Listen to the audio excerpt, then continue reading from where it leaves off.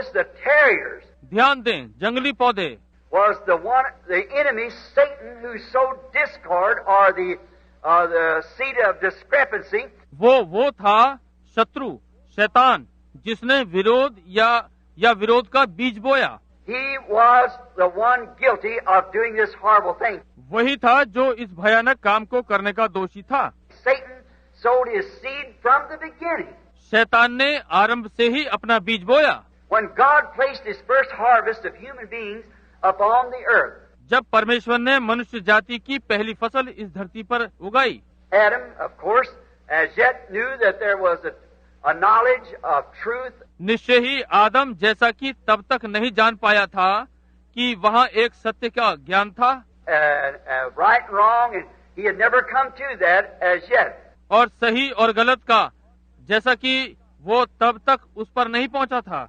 But we find out God gave his children his word for their defense.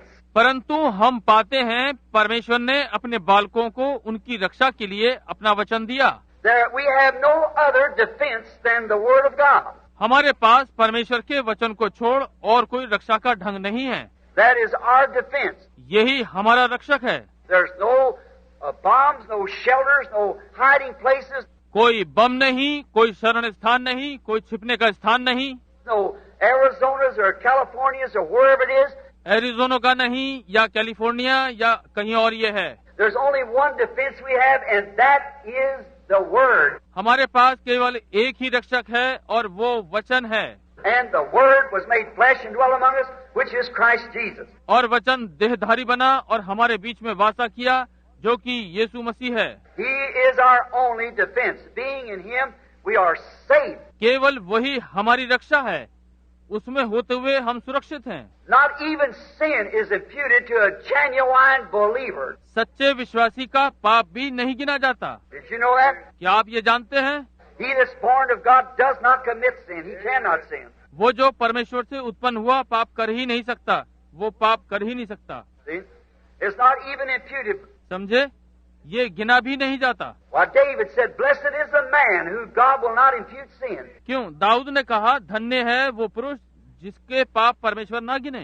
When you're in Christ, you have no desire to sin. जब आप मसीह में होते हैं तो आप में पाप करने की इच्छा नहीं होती। The worshiper once purged has no more conscience of sin. उपासक जो एक बार शुद्ध हो चुका, उसके पास पाप करने का विवेक ही नहीं होता। You don't desire it. आपकी इच्छा ही नहीं होती। Now to the world you might be a sinner, but to God you're not, because you're in Christ. अब संसार के लिए आप पापी हो सकते हैं, परंतु परमेश्वर के लिए आप नहीं हैं, क्योंकि आप मसीह में हैं। How can you be a sinner when you're in the sinless one? जब आप किसी पाप रहित में हैं, तो आप पापी कैसे हो सकते हैं? And God only sees him who you are in. और परमेश्वर केवल उसे देखता है जिसमें कि आप हैं।